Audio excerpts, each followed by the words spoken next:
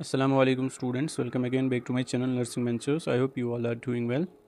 तो आप सब जानते हैं कि हमने लेक्चर फर्स्ट कंप्लीट किया है एप्लीकेशन ऑफ सॉफ्ट स्किल्स का। आज जो हमारा जो लेक्चर है, ठीक है, सेकंड लेक्चर है इसका, और ये चैप्टर इसी के साथ कंप्लीट हो जाएगा। ठीक, तो पहले मैं आपको थोड़ा सा सिलेबस दिखाऊंगा हमें क्या इसमें पेंडिंग रहा है, तो हम आज के इस लेक्चर में वही पढ़ेंगे। ठीक है, हमने इसमें कंप्लीट किया concept of soft skill, types भी किया हमने, visual, aural and communication skill. ठीक है, मैं सिलेबस के अकॉर्डिंग आपको पढ़ा रहा हूँ क्योंकि आपको सिलेबस के बाहर एक क्वेश्चन भी नहीं आता, याद रख लेना। और जो बुक्स में दिया है ना, वो सिलेबस में नहीं होता है। वहाँ पे कभी या तो सिलेबस मतलब जो जो सिलेबस में टॉपिक होगा ना, वो बुक में नहीं दिया होगा, या जो बुक में दिया होता है ना, वो सिलेबस में नहीं होता है। आप फिर एक्स्ट्रा पढ़ लेते हो ना, आपको पता नहीं होता है सिलेबस क्या होता है। यही बच्चे गलती करते हैं ना, वो सिलेबस नहीं देखते। अगर आप अकॉर्डिंग टू सिलेबस पढ़ोगे ना, आप एक तो आपका जो सिलेबस है वो जल्दी कंप्लीट हो जाएगा और अच्छे से याद भी रहेगा। ठीक है, ऐसे आप बुक देखते हो, यहाँ से सिलेबस देखते ही नहीं हो, तो बुक में जो भी लिखा होता है ना, वही पढ़ते हो, फिर एग्जाम में कुछ नहीं आता है। ठीक है, तो ये जो सिलेबस में लिखा होगा वही पढ़ो। ठीक है, वे ऑफ कम्युनिकेशन हमने पढ़ा, building relationship with client and society, ये भी हमने कंप्लीट किया। उसके बाद आईपीआर, इंटरपर्सनल रिलेशनशिप, इसकी डेफिनेशन पढ़ी हमने, टाइप्स पढ़े और पर्पजेस भी, इंटरपर्सनल स्किल्स भी पढ़े, barriers, strategies to overcome barriers. ठीक है, ये सारा कुछ हमने पढ़ा। आज का जो हमारा टॉपिक है दैट्स, एक तो हमें पढ़ना है सर्वाइवल स्ट्रेटजीज, इसकी meaning, sorry managing time, coping हम इसमें देखेंगे, रेजिलेंस, वर्क लाइफ बैलेंस। उसके बाद हम देखेंगे applying soft skill to work place and society, कैसे हम इसको अप्लाई कर सकते हैं वर्क प्लेस पे या सोसाइटी में। ठीक है, उसके बाद हम देखेंगे presentation skills, social etiquette, telephone etiquette, motivational skills, team work extra. उसके बाद लास्ट में use of soft skills in nursing. ये आज का हमारा टॉपिक है इस वाले लेक्चर में। ठीक है, यहाँ से चलो हम इसको स्टार्ट करते हैं।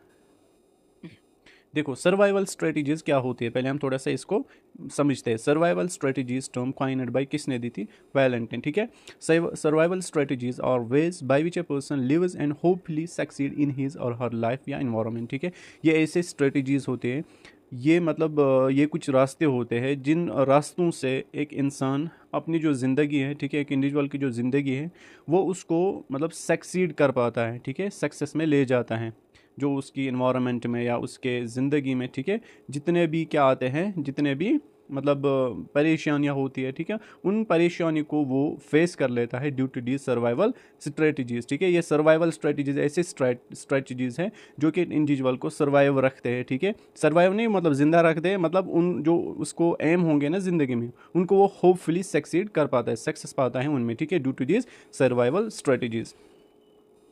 Every person has an impressive and unique way of living. ठीक है, हर एक जो इंडिविजुअल होता है उसको एक यूनिक वे होता है मतलब ज़िंदगी गुजारना। ठीक है, एक का एक होगा एक तरीका, दूसरे का दूसरा तरीका होगा। ठीक है, different people have different strengths which help them to deal with the various situations of life and live happily. ठीक है, ये आपको समझ आया। उसके बाद next point, these strategies also help a person to maintain balance between professional and personal life.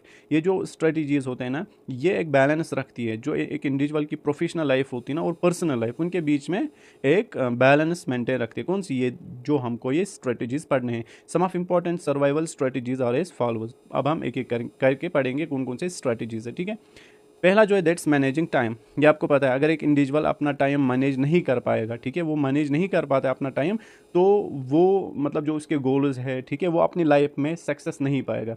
जितने भी आपने देखे होंगे जो मैनेज कर पाता है ना टाइम को, उसका जो गोल होगा, एम होगा ज़िंदगी में, उसको अचीव कर पाते हैं अच्छी तरीके से। ठीक है, यही इसमें लिखा होगा। It's the process of applying time skilfully to finish a specific activity within time constant. ठीक है, and effective time management is closely associated with in understanding the difference between efficiency and effectiveness. आया समझ?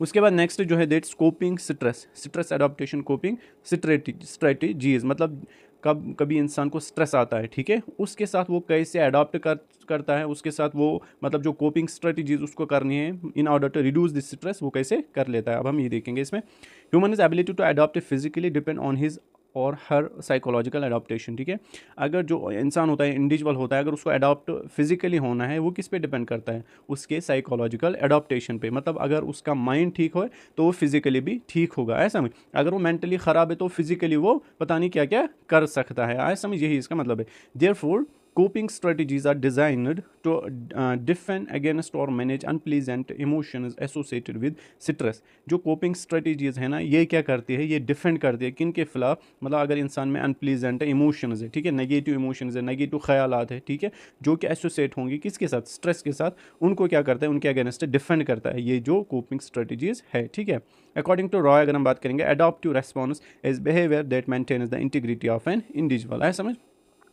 अब हम देखेंगे next point इसी में, coping strategies refers to application of specific behavioural and psychological response to adopt with stressful situation. मतलब किसी इंसान को कोई भी स्ट्रेसफुल सिचुएशन फेस करनी है, ठीक है, तो वो क्या करेगा, due to these coping strategies, ये मतलब जो उसका बिहेवियर होता है, ठीक है, specific behaviour and psychological response to adopt with stressful situation, मतलब उसका बिहेवियर ऐसा होना चाहिए या उसका जो साइकोलॉजिकल बिहेवियर है उसको ऐसा होना चाहिए कि वो इन स्ट्रेसफुल सिचुएशन उसको क्या करे, रेस्पॉन्स करे, मतलब इनको वो फेस कर सके, ठीक है, ताकि ये जो सिचुएशन स्ट्रेसफुल सिचुएशन है इनका जो सोल्यूशन है वो ढूंढ सके बाय स्पेसिफिक बिहेवियरल या साइकोलॉजिकल रेस्पॉन्स, ठीक है। उसके बाद नेक्स्ट जो थर्ड है, इसमें हम स्ट्रेटजीज पढ़ रहे हैं। थर्ड स्ट्रेटजी क्या है, स्ट्रेस मैनेजमेंट, हम स्ट्रेस को कैसे मैनेज करेंगे। Steps of stress management are described as follows. अब हम देखेंगे कौन से ये स्टेप्स है, ठीक है।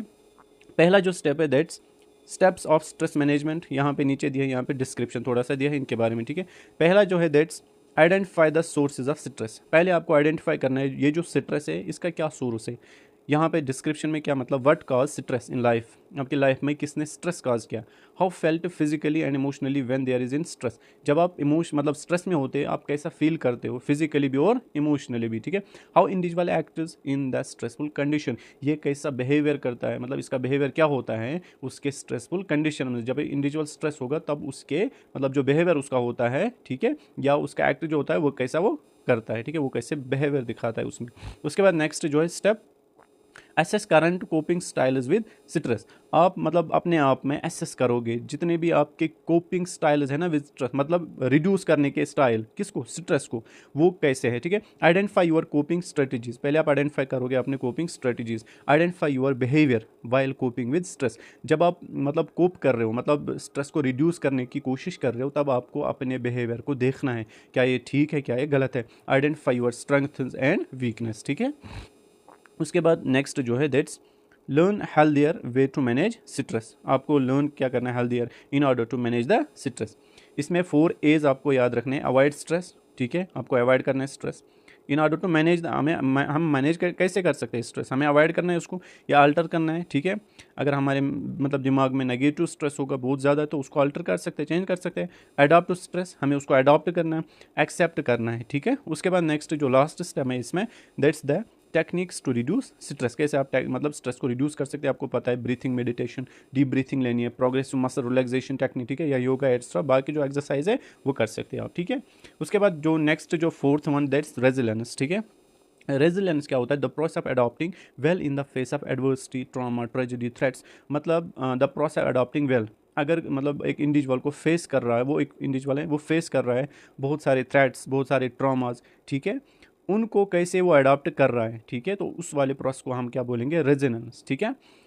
उसके बाद थ्रेट्स और even significant sources of stress. उसके बाद next point, the American psychological association proposed following strategies for resilience. इसने कौन से स्ट्रेटजीज बोले ताकि हम रेजिलेंस कर पाए। रेजिलेंस क्या, मैंने बोला रेजिलेंस का मतलब होता है कि अडॉप्ट करना during stressful condition, during threats, during trauma, during tragedy, ठीक है, उनको अडॉप्ट कैसे कर सकते हैं हम अच्छे से, ठीक है, उसको हम क्या कहते हैं, रेजिलेंस। अब कुछ स्ट्रेटजीज है हम कैसे रेजिलेंस मतलब बना सकते हैं, कर सकते हैं। पहले हमें क्या करना है, बिल्ड पॉजिटिव रिलेशनशिप, हमें एक पॉजिटिव रिलेशनशिप बिल्ड करनी है, ऐसा समझ, मतलब हमारा जो बिहेवियर है वो अच्छा होना चाहिए, दूसरों के साथ बर्ताव अच्छा करना चाहिए, ठीक है, ताकि जो रिलेशनशिप है वो पॉजिटिव बन जाए। उसके बाद नेक्स्ट प्रैक्टिस माइंडफुलनेस, ठीक है। प्रैक्टिस माइंडफुलनेस मतलब इसका मतलब क्या है, फोकस ऑन प्रेजेंट मूवमेंट, ऐसा समझ, फोकस ऑन प्रेजेंट मूवमेंट या अवेयर व्हाट्स हैपनिंग, उसको आपको होशियार रहना है क्या हो रहा है, और जो प्रेजेंट मूवमेंट है ना उस पर फोकस करना है, ऐसा समझ। उसके बाद हेल्प अदर्स, हमें दूसरों की मदद करनी है, ठीक है। बी प्रोएक्टिव का मतलब होता है फॉरवर्ड थिंकिंग, आपको डीप सोचना है, मतलब जो मतलब आप ऐसा सोचना है कि आप मतलब आपको ये आना चाहिए बताना कि अभी क्या हो रहा है, उसके बाद क्या हो सकता है, ठीक है। तो इसी को हम कहते हैं बी प्रोएक्टिव का मतलब फॉरवर्ड थिंकिंग।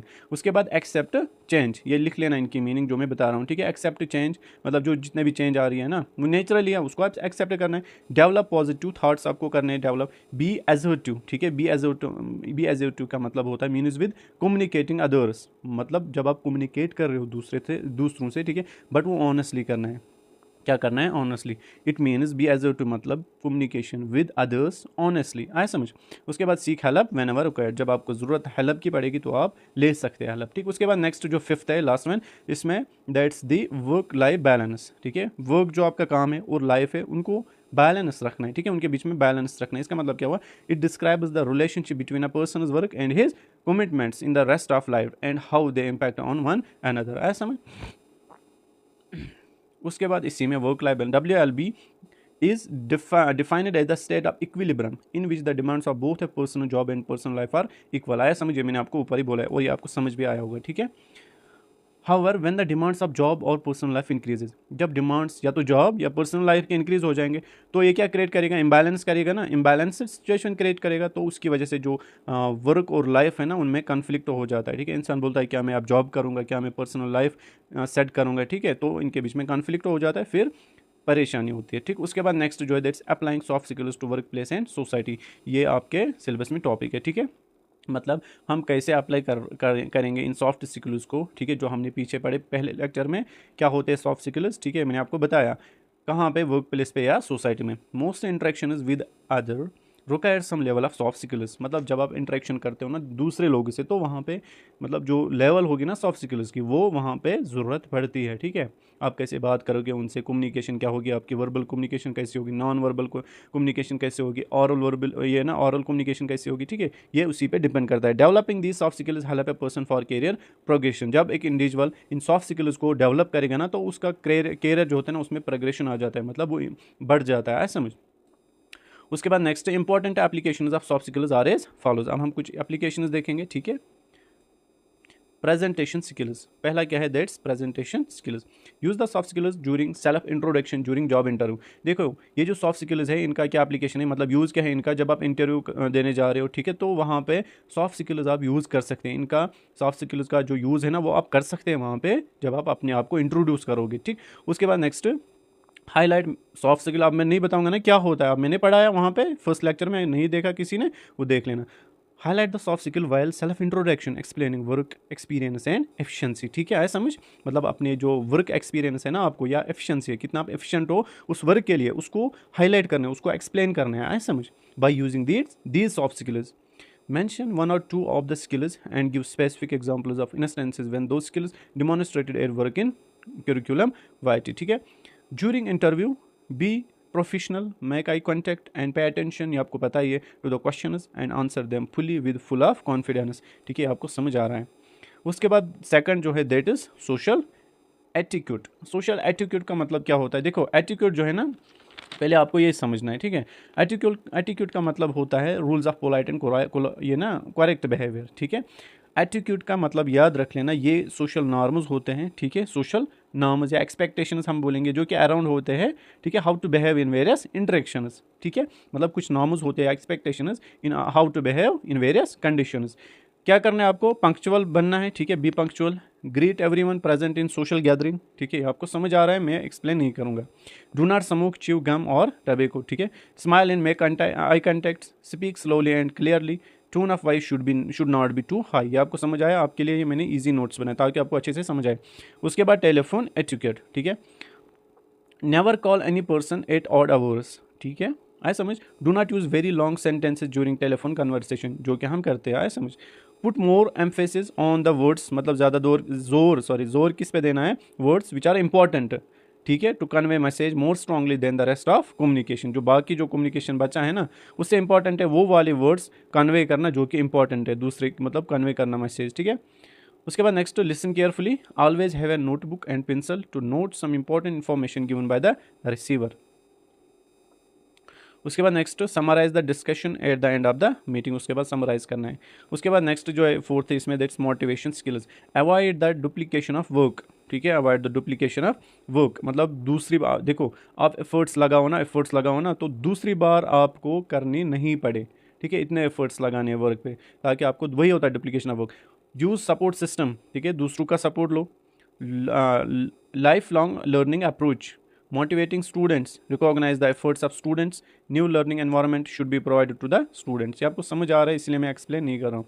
उसके बाद fifth that's team work. Team work कैसा होना चाहिए, मतलब जो रिलेशंस है ना टीम में वो पॉजिटिव होनी चाहिए, जो ग्रुप है या ग्रुप डायनामिक्स जिसको हम बोलते हैं उसको हमें अंडरस्टैंड करना आना चाहिए, ठीक है। उसके बाद कोऑपरेशन हमें डेवलप करने, उसके बाद बाकियों को रेस्पेक्ट करना है अच्छे से, तो इसको हम कहते हैं टीम वर्क। लास्ट टॉपिक इसमें use of soft skills in nursing. फिर हमारा चैप्टर ख़त्म हो जाएगा और इसके नोट्स मैं आपको टेलीग्राम ग्रुप में भेजूंगा, जिसकी लिंक मैंने कहाँ पे डिस्क्रिप्शन में दिया है। और जिसने अभी तक सब्सक्राइब नहीं किया चैनल को, ठीक है, वो ज़रूर चैनल को सब्सक्राइब कर लेना, ठीक है। बहुत मेहनत लगती है इन नोट्स को बनाने में, ये मुझे पता है, तो एक सब्सक्राइब इनके लिए बनता है, ठीक है। चलो अब हम देखेंगे इसका क्या यूज़ है नर्सिंग में, ठीक। सॉफ्ट स्किल्स आ रहा है crucial component in nursing because they foster a collaborate, respectful and efficient workforce। देखो सॉफ्ट स्किल्स किसमें लगते हैं, जो एक नर्स होती है ना, मतलब जब वो बात करेगी उसके वर्बल जो वर्ड्स होंगे वो कैसे है, वो किस पे डिपेंड करेंगे, इन्हीं सॉफ्ट स्किल्स पे। जब वो गेस्चर्स के या नॉन वर्बली किसी के साथ कम्युनिकेट करेगा, ठीक है, कम्युनिकेट करेगा by using these soft skills, ठीक है, मतलब पेशेंट्स को अच्छा लगेगा, उनके साथ रिलेशनशिप अच्छी बनेगी, ठीक है, जिसको हम क्या कहते हैं थेरेपेटिक रिलेशनशिप अच्छी बन जाएगी, है समझ।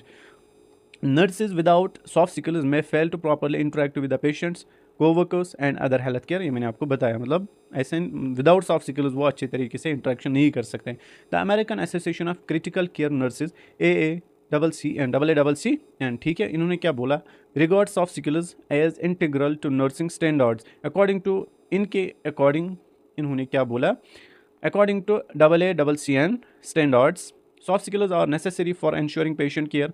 ज़रूरी है ताकि जो पेशेंट है उसको अच्छी तरीके से केयर मिले, ठीक है, staff requirement, retention and the viability of the health care organisation, आया समझ।